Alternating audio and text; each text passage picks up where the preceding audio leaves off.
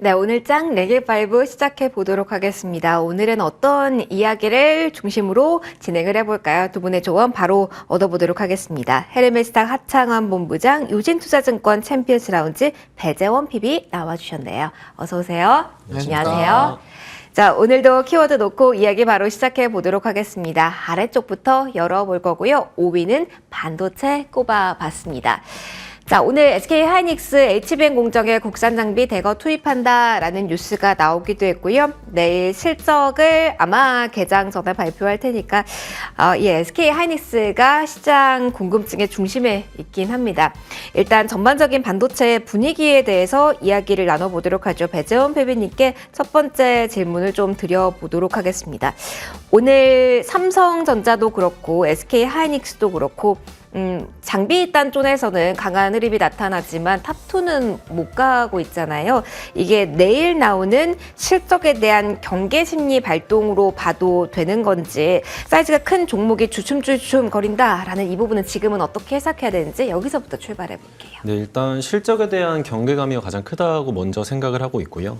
일단 저희가 삼성전자의 잠정 실적이 나왔을 때도 되게 어떻게 보면 차익 물량도 많이 출회가 됐고 시장에서 좀 실망감을 표하는 흐름을 많이 보였습니다. 그렇다 보니까 투자자분들도 지금 이제 SK 하이닉스의 이런 뭐 실적이라든지 이런 부분에 있어서도 혹시나 하는 이런 우려감에 좀 더 머뭇거리는 것으로 보이는데, 제가 저번 주에 이제 반도체가 좀 큰 조정을 보였을 때 여전히 반도체 내에서 순환매가 돌 것으로 예상이 된다라고 말씀을 드렸는데, 일단 뭐 어제까지만 해도 일단 온디바이스 AI라든지 뭐 CXL이라든지 최근에 나왔던 뭐 온세서 AI 이런 부분에서도 지속적으로 반도체 내에서 순환매가 돌고 있는 상황을 보이고 있는데요. 일단 오늘 역시 뭐 온디바이스 AI와 좀 관련된 코세스라든지 뭐 이전 SFA 반도체 같은 경우는 솔직히 뭐 두산 테스나 관련해서 뭐 이런 인수설이기 때문에 이건 좀 배제를 하고요. 이런 부분에서도 충분히 반도체 쪽에서 지금 순환매가 돌고 있는 모습으로 봤을 때 여전히 우리는 반도체 쪽에 있는 종목들을 뭐 안 봐서는 안 된다. 여전히 상승을 해 있어도 추가적인 수익 기회가 있을 수 있기 때문에 지속적으로 추적을 해야 된다라고 좀 말씀을 드리고 싶습니다. 빅 이벤트를 그래도 어쨌든 앞두고 있는 건데요. 보유자분들 기준으로 봤을 때도 특별한 전략의 변화는 취하지 않으셔도 되는지 계속 모아가야 된다라는 이야기를 해주셨는데, 지금 시장 분위기를 수급장이라고 가정을 한다면 신규로는 그럼 반도체는 어떻게 타이밍을 잡아야 되는 걸까요? 신규로 반도체의 뭐 타이밍을 잡을 때는 일단 핵심적으로는 봐야 될 게 방금 말씀드렸던 뭐 온디바이스 AI라든지 그 다음에 HBM에 대해서도 제가 좀 말씀을 드렸다가 최근에는 순환매가 HBM보다는 다른 쪽에서 많이 돌았잖아요. 그렇기 때문에 저는 여전히 HBM 쪽에서 지금 하락세를 보이고 있거나 좀 더 조정세를 보이고 있는 종목들을 공략해보는 것도 지금 상황에서는 괜찮은 판단이다 라고 좀 생각을 하고 있습니다. SK 하이닉스 같은 경우에는 좀 더 저희가 눈여겨봐야 될 점이 HBM이란 이런 키워드잖아요. 그렇기 때문에 충분히 시장에서는 다시금 주목을 받을 수 있다라고 좀 말씀을 드리겠습니다. 알겠습니다. 지금 쪽에서 시세가 강하게 만들어지는 쪽보다는 순환매의 그 중심에 있었고 살짝 쉬어가는 쪽에서 새로운 기회도 노려볼 만하다라는 이야기 해주셨습니다. 하창원 본부장님과도 이야기 해보도록 할게요. 그러면 장비 쪽, 부품 쪽에서도 뭐 테스트 속해 이쪽에 대한 이야기를 중심으로 해보도록 할게요. 이제는 본부장님 조금 더 증설 그 이후에 국산화에 대한 기대감을 본격적으로 가져가도 되는 건지, 그렇다면 뭐 가격 메리트 그 이상으로 장비에게는 또다시 이 지금의 추세가 더 연장될 수 있는 계기가 마련된 거라고도 볼 수 있을지 일단 궁금해요.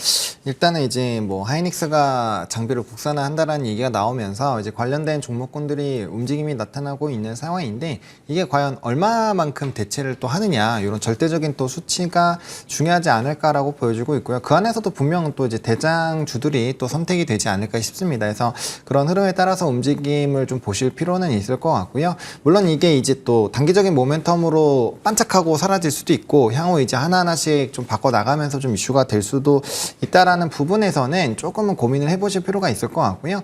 일단 중요한 거는 뭐 그렇게 하기 위해서는 하이닉스 자체가 일단 잘 움직여 줘야 되는 게 일단 핵심이거든요. 그러다 보니까 실적에 대한 부분들 잘 살펴보실 필요가 있고, 또 올트만이 왔을 때 SK그룹 회장과 주가가 만나서 과연 어떤 얘기를 하는지 이런 부분들이 좀 중요할 것 같습니다. 그래서 가장 중요한 거는 실적과 이제 컨콜이라고 보시면 좋을 것 같고, 그 이제 뒷단에서의 이슈가 이제 샘 오틀만인데 그 자체가 사실 또 연달아서 있는 이슈이다 보니까 아무래도 좀 그 부분을 조금 더 집중해서 보실 필요가 있고요. 뭐 하이닉스가 잘 가면 지금 그렇게 뭐 언급이 되거나 아니면 장비단에서 좀 수혜를 받을 수 있는 종목군들은 덩달아 지금 상황에서는 같이 움직일 수 있기 때문에 뭐 핵심은 결국엔 하이닉스로 기결이 된다라고 보시면 좋을 것 같습니다.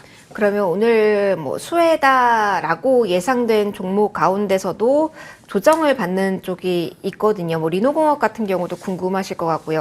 그러면 전반적으로 오늘 수혜주지만 하락세가 뚜렷한 종목보다는 오늘 강한 종목을 이 포인트로 본다면 더 봐야 될지도 궁금하고요. 결국은 SK 하이닉스라고 해주셨잖아요. 그럼 돌고 돌아 다시 HBM이 주 후반은 강자가 될 가능성도 높아졌다라고도 볼 수 있을까요? 뭐 결국에는 이제 HBM이 더 가져야 되는 거죠. 반도체에서는. 왜냐하면 반도체 쪽에서 지금 HBM 쪽 특히나 뭐 한미반도체나 뭐 이전에 좀 대장 역할을 해줬었던 종목군들이 상방이 그 이상 잘 안 나오잖아요. 그러다 보니까 나머지 뭐 온 디바이스라든지 뭐 CXL이라든지 그런 쪽도 다 퍼센테이지가 상당히 HBM을 뛰어넘지 못하고 있는 상황이거든요. 그래서 이 전반적인 사이클 자체가 결국에는 업턴을 하는 부분에서는 기대감이 있겠지만 결과적으로는 이쪽에서 가장 처음에 부각을 받았었던 그 산업군이 얼마나 더 상승력이 나오는지가 이 힘에 대한 이 산업군들의 힘에 대한 좀 파급력을 확인할 수 있는 과정이기 때문에 중요하다라고 보실 수 있고요. 뭐 일부 소켓 종목군들이 좀 조정이 나오고는 있는데 사실 이제 소켓 쪽 같은 경우는 이미 이제 뭐 DDR5로 넘어간다부터 시작을 해서 다양한 이제 신규 소켓을 만들어야 된다라는 부분에서 이미 좀 주가가 많이 선반영이 되어 있습니다. 뭐 사실 TFE도 뭐 제가 이전에도 추천드리고 네. 수익이 굉장히 많이 나기도 했지만 리노공업도 마찬가지죠. 증권사 리포트가 나오기 직전의 가격대가 15만 원이었는데 이제 전거래일 기준으로 봐도 23만 원이고 지금도 22만 원대예요. 그러니까 주가가 단기간에 안 올랐다라고 보기는 어렵거든요. 그래서 그 안에서 뭐 사실 4, 5% 정도의 일부 조정이 나오는 것은 뭐 당연히 지금 반도체 대형주들이 좀 조정이 나오니까 그 밑에서 좀 수혜를 많이 받을 것이라고 기대가 됐었던 쪽에서도 차익이 나오는 것은 뭐 자연스러운 뭐 이런 흐름이다라고 정리를 드리겠습니다. 그러면 차익이 나오는 과정이라고 하더라도 그대로 홀딩 전략을 취하셔야 될까요? 워낙 수급으로 변동성이 커진 그 자리라서 기술적으로 보시는 분들은 추세 이탈하는 신호가 조금이라도 나오면 불안하신 분들이 많으실 것 같아요. 뭐 사실 오늘 조정 나왔지만 아직도 지금 현재가는 5일선 위에 있거든요. 그래서 아직 뭐 기술적으로 뭔가 무너졌다라고 보기도 어려운 상황이어서 이게 뭐 11선과 21선까지도 좀 굉장히 가파르게 좀 붙어 있는 상황이거든요. 그래서 만약에 정말 불안하시다라고 한다면 요 21선 깨지는 가격이 된다라고 한다면 그때는 좀 빠르게 정리를 해주시는 게 맞을 수도 있는데 사실 이제 뭐 이틀 전이죠. 월요일 날 좀 상승이 나올 때 잡으신 분들이 아니면 지금 대부분이 다 수익권에 있으실 확률이 높기 때문에 뭐 아직까지 그렇게 뭐 위기 의식을 강하게 느낄 정도의 뭔가 투매 물량이 나오거나 뭐 그럴 상황은 아닌 것 같다 정도로 좀 정리를 드리겠습니다. 결국은 내일도 한 번 더 봐야 될 것 같습니다. 어떻게 키워드가 나올지, 실적이 어떻게 찍히는지 여부와 함께 HBM 키워드가 더욱더 주목을 받을지는 또 한 번 이야기를 내일 나누게 될 것 같습니다. 일단은 오늘 자리에서 이슈화가 강하게 몰리고 있는 종목으로 오름세가 나타나고 있고 순환매 분위기는 여전히 주도력을 가지고 이쪽에서 나타나고 있다라는 조언까지 들어봤습니다. 이어가 보도록 하겠습니다. 4위 키워드 열어보도록 할까요? 부양에 대한 기대감 높아지고 있습니다. 사실 금리 쪽에서의 움직임을 계속 중국 정부가 주지 않아서 그런 와중에 중국 상하이에서도 자금이 이탈, 그리고 홍콩에서도 계속 연초부터 흘러내리는 그 흐름이었어서 대책에 강력하게 나설 것이다 라는 뉴스가 시장에 그리고 기대가 팽배해진 상황입니다.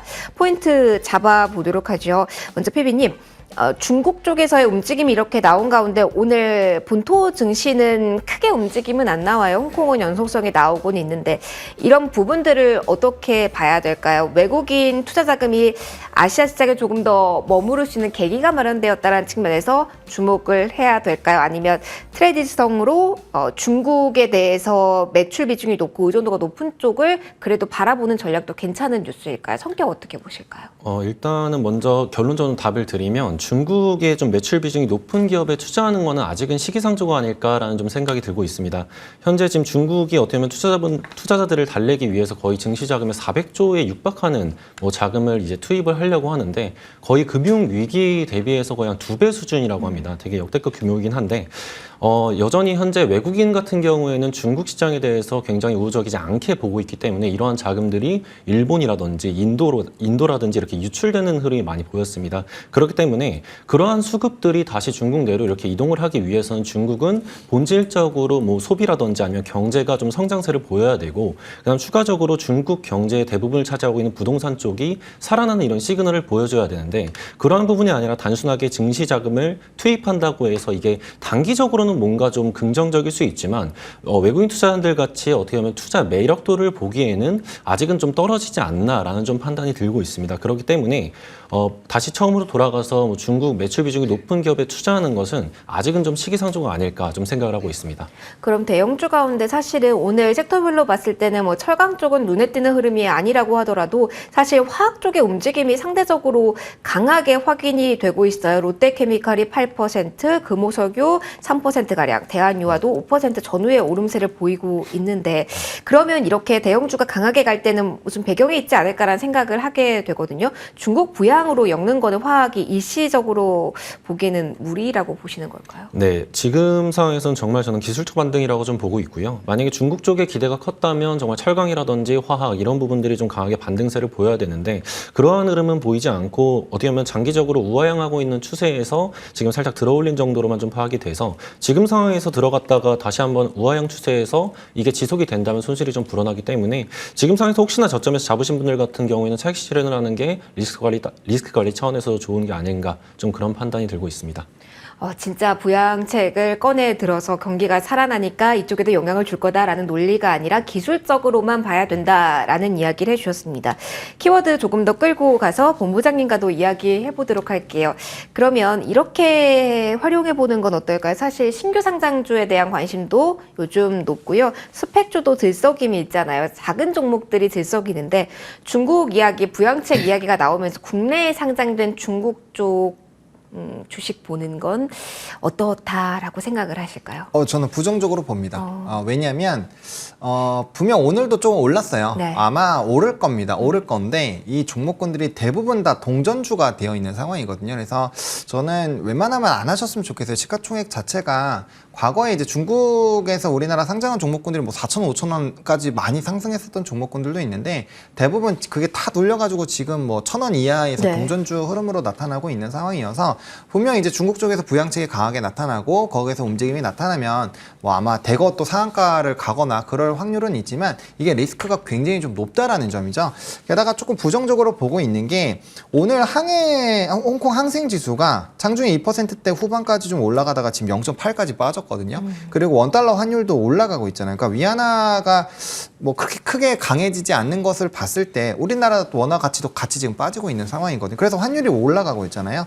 이거는 그렇게까지 뭐 이런 부양책이 크게 뭔가 중장기적으로 정말 소비를 끌어내고 지금 부동산에서의 부담감들을 다 처리하고 이런 쪽으로는 생각을 안 하고 있는 것이 아닌가라고 보고 있는 상황이어서 지금 상황에서는 뭐 그런 관점에서 본다면 조금 리스키하지 않을까. 정말 이제 업턴을 한다라고 한다면 그때는 좀 소액의 비중도 근데 그럴 때도 사실 석유화학이나 철강을 담는 게 더 낫다라고 보고 있고요. 일단 펀더적으로 조금 더 묵직하고 움직임이 나올 수 있는 쪽으로 보시는 게 맞지 않을까라고 보고 있고 저도 오늘 좀 화학 쪽이 많이 올라가서 네. 좀 찾아봤는데 일단은 리포트들은 좀 다 좀 부정적으로 나오긴 했어요. 근데 작년부터 얘기가 많이 나왔던 게 뭐 화학 쪽 같은 경우는 이제 거의 진짜 그 긴 터널을 좀 지나간다라는 부분이 좀 있었잖아요. 그래서 터널이 끝이 다 온 것 같은데 거기서 부양책까지 좀 붙어주면 바닥권에서 이제 좀 수급 공백까지 다 같이 이어지면서 좀 상승이 나올 수 있지 않을까? 왜냐면 최근에 좀 밑바닥으로 많이 내려왔었던 대형주들 중에서 일부 상승이 나오면서 키높이를 꽤 맞춰줬었던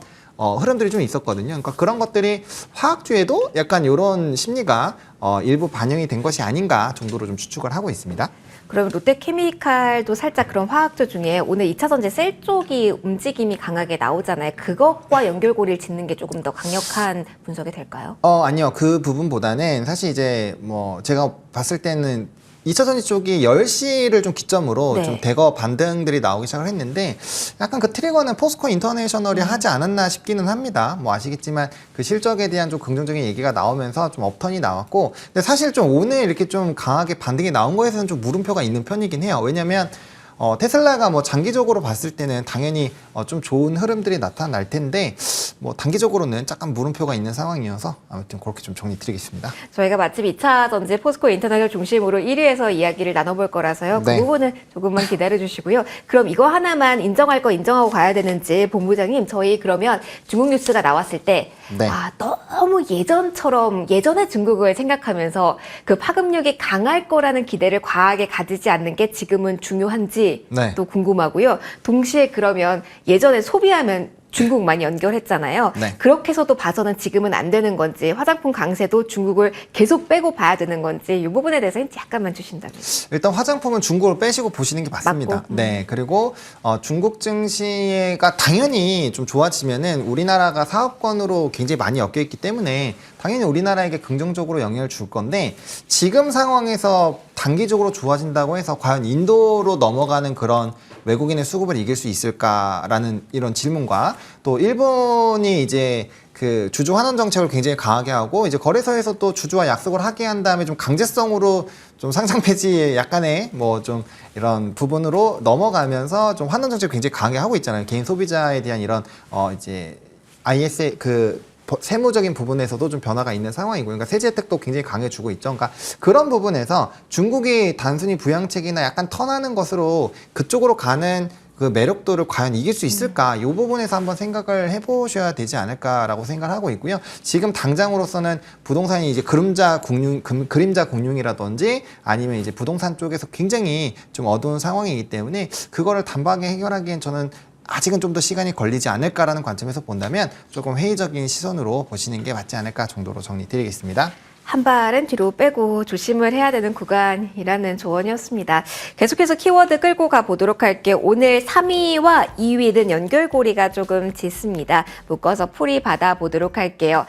게임과 같은 경우는 중국 규제에 대한 이야기가 나오면서 오후장에 흔들림이 강했던 적이 있었죠. 그런데 여기에 수정이 나올 것이다 라는 기대가 나오고 있고요. 웹툰 같은 경우는 중국발 모멘텀은 아니고요. 국내에서 정책적으로 밀어주겠다, 지원을 하겠다라는 뉴스에 힘이 계속 나타나고 있습니다.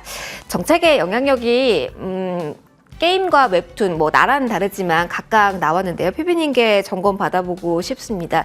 그 영향력을 조금 더 강하게 가져갈 수 있는 쪽은 어디일지 궁금해요.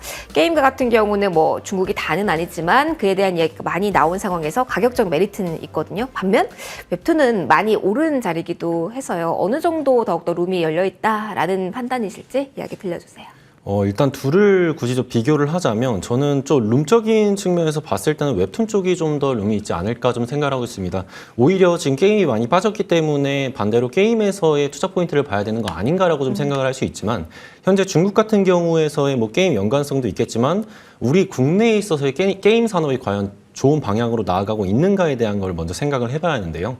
일단 최근에 저희 굵직한 게임 기업들을 봤을 때도 주가는 대부분 좀 처참한 수준이다라고 좀 말씀을 드릴 수 있습니다. 그 이유가 어떻게 보면 신작이 좀 부재하고 지금 이런 원래 있던 뭐 게임을 영위하고 있는 부분에서는 한계가 좀 보이고 있는 상황입니다. 그렇기 때문에 지금과 같은 현상 유지뿐만이 아니라 어떻게 보면 개별 게임 기업들마다도 악재가 좀 발생하는 경우도 많이 있습니다. 그렇기 때문에 현재 우리나라 내에서의 게임주들의 투심이 많이 죽은 것이 아닌가 좀 생각을 하고 있고요. 웹툰 같은 경우에는 최근에 굉장히 긍정적인 게 뭐 작년 11월부터 좀 상승세를 보이고 있다가 금일 좀 장 초반에 좀 강한 수급이 네. 들어온 것으로 보입니다. 그 이유가 어떻게 보면 정책적으로 국가 내에서도 지속적으로 수출을 좀 확대하는 방안을 좀 강구를 하고 있고 실제적으로 우리 웹툰, 국내에 있는 웹툰 이런 뭐 K 콘텐츠라고 하죠. 이런 부분들이 해외로 뻗어나고 있는 모습이 눈에 가시적으로 보이기 때문에 현재 국내뿐만이 아니라 해외 사업까지도 확장할 수 있다는 기대감이 시장에 많이 불어넣어 있는 상태인 것 같습니다. 그렇기 때문에 지금 상황에서 금일은 정말 급등을 보였지만 저는 분명히 조정 기간에서도 수익을 날 기회가 있다라고 좀 말씀을 드릴 수 있겠습니다. 그러면 이것도 궁금해요. 저희가 굵직한 이슈를 초반에 좀 커버하긴 했지만 실적 많이 나오잖아요. 그러면서 조금 더 실적 시즌 분위기가 무르익으면서 그쪽으로 수급이 쫙 이동할 경우에 웹툰주도 시어감이 길어질 가능성, 테마성 논리로 지금 오른 것이라면 그 가능성도 열어놓고 보유자분들이라면 오늘 장에서 조금 챙기는 전략을 취하셔야 되는 건지 보유자분들 기준으로 전략을 추가로 주신다면요. 네, 저는 보유자분들 기준이라면 좀 더 길게 가져가셔도 된다라고 좀 판단을 하고 있습니다. 그 이유가 어떻게 보면 최근에 정책 모멘텀이라고도 해서 뭐 저출산도 그렇고 뭐 이민청 그리고 뭐 웹툰까지도 그렇고 교육 쪽 이렇게 지속적으로 좀 환매가 돌고 있는데 이러한 수급들이 저는 뭐 연초와 상반기에는 지속적으로 뭐 반복될 거라고 좀 생각을 하고 있고요. 웹툰 쪽 같은 경우에도 오늘 좀 더 강하게 모습을 보였지만 이게 끝은 아닐 거라고 좀 생각을 하고 있는데 뭐 무조건적인 부분은 없으니까 혹여나 매수가가 높으신 분들은 좀 더 뭐 이렇게 수익을 실현해도 되겠지만 그게 아니라 먼저 잡으신 분들 같은 경우에는 저는 보유를 하는 관점이 좀 더 나은 판단이라고 생각을 하고 있습니다. 수익화를 조금 더 극대화하는 전략도 유효하다라는 조언으로 챙겨드리도록 하겠습니다. 저희 2위 열고요. 이쪽 섹터에 대한 아이디어 계속 들어보도록 하겠습니다. 넷플릭스의 실적이 좋았습니다. 넷플릭스 실적에 따라 정말 크게 울고 울었던 시절도 있는데요. 그만큼의 파급력을 지금 아니라고 봐야 될지 아니면 여기에도 유의미를 둘 수 있을지 궁금합니다. 어떻게 보면 계속 웹툰과 연결고리가 있는 듯도 한데요.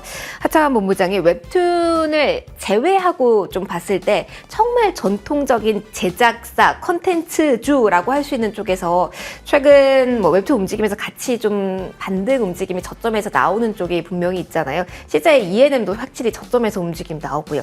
추세를 만들어갈 만큼의 지금 자리가 만들어진 건지 궁금해요. 어떤 시각으로 순수 제작업체들은 볼 수 있을까요? 아직 조금 더 시간이 필요하지 않을까라는 생각도 좀 들고는 있습니다. 왜냐면 뭐 CJ E&M 같은 경우는 그래도 좀 바닥권에서 나름 강하게 좀 치고 올라오고 있기는 한데 이게 이제 좀 구조적인 문제가 있죠. 결국에는 이제 드라마 제작사들이 결국엔 TV의 시청이 높아야 되는데 지금 우리가 다들 뭐 넷플릭스라든지 뭐 이런 OTT나 유튜브를 이용을 하지 TV 앞에서 이제 TV를 보지는 않는단 말이에요. 그러다 보니까 광고에 대한 슬롯 자체가 상당히 많이 줄어들게 되고 그게 이제 컨텐츠주들의 대부분 하락을 만드는 좀 요인으로 계속 작용을 하고 있단 말이에요. 그래서 뭐 우리나라 드라마 제작 능력은 뭐 저는 굉장히 대단하다라고 생각을 합니다. 해외를 나가시더라도 넷플릭스에 우리나라 드라마들이 탑10 안에 들어가는 게 굉장히 많아요. 과거와는 정말 다르게 잘 만들고 있지만 문제는 이런 OTT 업체들로 시리즈물로 들어가더라도 수익성이 제한이 된다라는 거죠.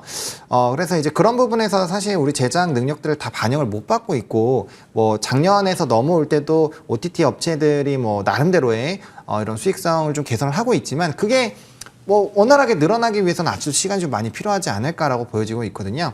그래서 이제 컨텐츠 쪽이랑 이런 웹툰이랑 다른 거는 웹툰은 이미 그 웹툰을 하는 회사들이 이미 소설책으로 과거부터 이런 무협지나 로맨스에 대한 르네상스 시기가 있었습니다. 이제 1990년대부터 2000년대, 2010년 정도까지는 정말 그 재밌는 문학 소설이 정말 엄청나게 나왔을 그 르네상스 시절인데 아마 보신 분들 다들 아실 거예요. 그 부분이 정말 많은 IP들이 아직도 있어요. 그리고 그것들이 지금 웹툰화 됐을 때 대박 나는 게 너무나도 많거든요. 그러니까 그런 쪽과 지금 계속 이제 제작비를 막 투입하고 뭐 CG도 많이 입히고 이렇게 해서 하는 쪽과의 약간의 좀 괴리감이 있다라는 점. 그리고 웹툰 같은 경우는 지금 뭐 글로벌 쪽에서도 일본, 그 진짜 NA 쪽에서 강자인 그쪽을 또 뚫어냈고요. 그다음 프랑스 웹툰의 성지라고 할 수 있는 쪽에서도 지하철 광고가 막 엄청나게 붙어 있잖아요. 그러니까 그만큼 확정되는 라인들이 다르고 수익성으로 나타나는 부분들이 다르기 때문에 컨텐츠보다는 좀 웹툰 쪽이 오히려 더 수혜를 많이 받을 수 있을 것 같고요. 결과적으로 이런 컨텐츠 쪽이 정말 구조적으로 변화가 나오려면은 그런 광고적인 매출에 대한 이런 기대감들이 아예 바뀌는 뭔가가 있어야 되거나 아니면 OTT 업체들의 경쟁이 정말 격화되면서 어떤 컨텐츠를 공급을 받느냐가 핵심이 되는 그런 구조로 넘어가야지 좀 부각을 받을 수 있지 않을까 정도로 좀 말씀을 드리겠습니다. 이쪽 컨텐츠를 본다면 역시 두 분 모두 의견은 웹툰으로 아직까지는 모아지고 있다는 부분까지 정리해드리고요. 저 랭킹 1위 열어보도록 하겠습니다. 오늘 2차 전지주에 대해서 전략에 대한 고민 함께 해보도록 하겠습니다. 트럼프 이야기가 다시 나오고 있습니다. 트럼프 후보에 대해서 뉴스가 나올 때마다 친환경 더욱더 삐걱거리게 될까요?도 궁금하고요. 앞서 포스코 인터내셔널의 영업이익 1조 달성 뉴스에 좀 반응 나오고 있다라고 하창원 본부장님께서 말씀을 해주셨잖아요. 전반적인 분위기 점검 받아보도록 할게요. 피비님의 의견 들어보도록 하겠습니다. 앞서 본부장님 이야기해 주신 것처럼 오늘 포스코의 행보가 큰 의미를 가질 수 있는지, 그렇다면 우리가 2차전지 이번 주 목금까지 짧게 본다면 어떤 흐름을 저희가 그려봐야 되는 걸지 궁금하네요. 일단은 내일의 뭐 테슬라의 실적이 어떻게 보면 2차 전지의 향방에 있어서도 단기적으로는 꽤 영향을 미칠 수 있다라고 좀 생각을 하고 있습니다. 어떻게 보면 2차 전지 뭐 소재업 단도 그렇고 뭐 셋업 단도 그렇고 실적이 나오면서 주가가 지속적으로 하락을 하고 있는 모습을 보이는데 뭐 주가라는 게 어떻게 보면 실적을 반영하는 게 맞지만 일단은 지속적으로 하락을 하더라도 어느 순간은 기술적인 반등을 좀 보이는 모습을 보이는데요. 내일의 테슬라의 실적 발표로 인해서 뭐 2024년 전망이라던가 뭐 연간 뭐 인도량이라던가 이런 부분이 좀 더 긍정적으로 나온다면 단기적으로 기술적인 반등이 나올 수는 있다고 생각을 합니다. 하지만 좀 더 긴 시각으로 보신다면 아직은 2차 전지를 모아가시기에는 뭐 싼 가격이다라고 말씀은 드릴 수 없습니다. 그렇다고 타이밍이 아니라는 말씀이시죠. 그렇기 때문에 뭐 지금 상황에서 이제 테슬라 실적 나오니까 뭐 사자라기보다는 일단 나온 이후의 흐름을 좀 더 지켜보시는 편이 저는 맞다고 좀 생각을 하고 있습니다. 아직까지 여기를 바닥으로 예견하기에는 이르다. 그 흐름이 조금 더 잡히는 데까지 확인을 해보자라는 조언이었습니다. 자, 그럼 2차 전지에 대해서 본부장님의 의견도 듣고 넘어가도록 할게요. 그러면은 오늘 장부터 저희가 힌트를 얻을 수 있는 부분이 무엇인지도 궁금하고요. 오늘 장 어떻게 보면은 지수의 그래도 버팀목 역할을 해주는 게 지주사와 함께 그래도 2차 전지 셀 쪽이긴 하잖아요. 시총 상위주 기준으로 본다면 어떤 시각으로 볼 수 있을지 여기에 대해서 기대감을 살짝은 가져도 될지도 궁금해요.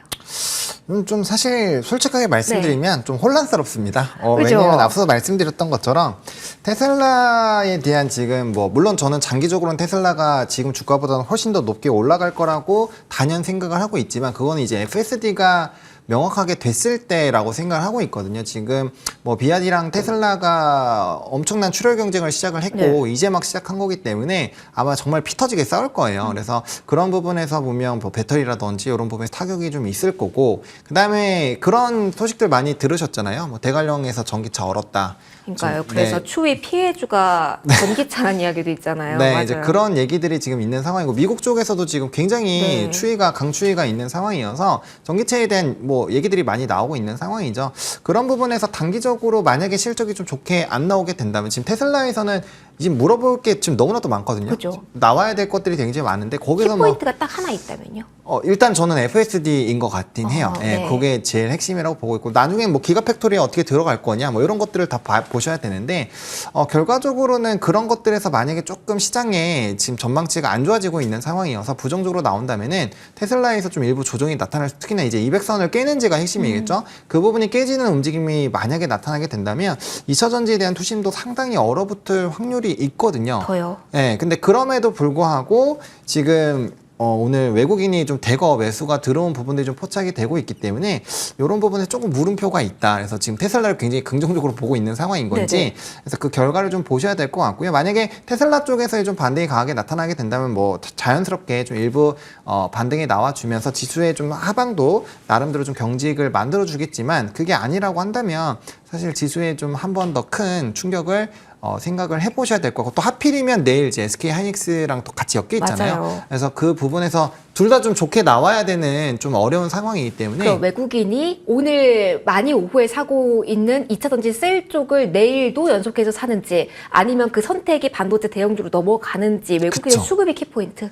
네, 저는 일단 그렇게 생각하고 있습니다. 그래서 그 흐름을 조금 찾아보시면 나름대로의 좀 해답을 좀 찾아내실 수 있지 않을까 정도로 정리를 드리겠습니다. 네, 굵직한 이슈 많습니다. 내일도 이에 대한 이야기 나눠보도록 할게요. 오늘 여기서 마무리 짓도록 하겠습니다. 지금까지 하창한 본부장 배재원 PB와 함께했습니다. 고맙습니다. 감사합니다.